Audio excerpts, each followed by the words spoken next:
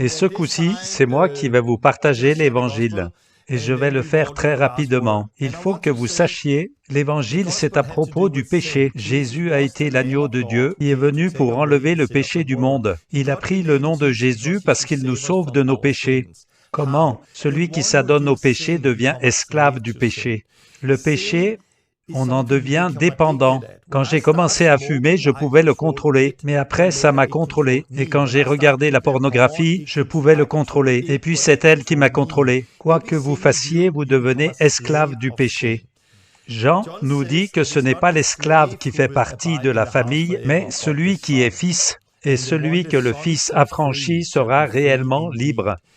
Nous étions tous esclaves du péché, ou peut-être que vous êtes encore esclaves du péché. Vous ne pouvez pas vous en sortir tout seul. Il vous faut un sauveur, quelqu'un qui vous sauve de vos péchés.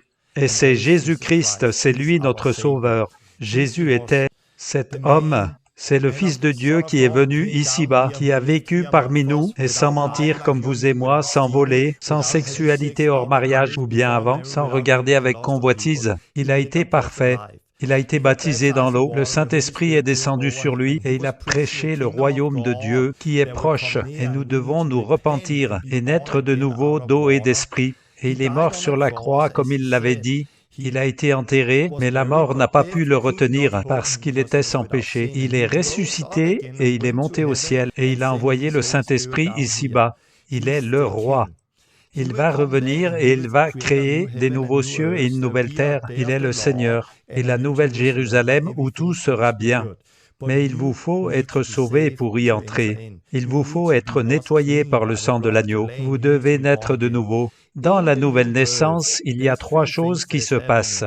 Premièrement, nous nous repentons et avons foi en Jésus. Dès que nous nous détournons de nos péchés et mettons notre foi en Jésus-Christ, Dieu va enlever ce cœur de pierre qui a été détruit à cause du péché et il nous donne un nouveau cœur de chair. Ainsi, la conscience est renouvelée par la repentance et la foi. Mais le corps est encore esclave.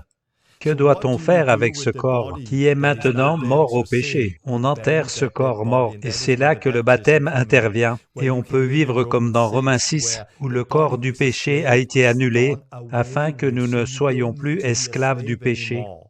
Mais ce n'est pas encore suffisant, et là nous avons besoin d'une aide, c'est le Saint-Esprit qui nous assiste et nous enseigne la vérité, et c'est la vérité qui nous libère. Donc mettez votre foi en Christ, croyez en ce qui a été accompli à la croix, repentez-vous, détournez-vous de vos péchés. Soyez baptisés en Jésus-Christ et débarrassez-vous de ce vieux corps esclave du péché et recevez le Saint-Esprit. Et maintenant, vous apprenez à marcher en nouveauté de vie. Vous apprenez à marcher comme Christ. Vous apprenez à devenir saint comme votre Père est saint. Et être né de nouveau, c'est tout cela. Ce n'est pas uniquement réciter la prière du pécheur.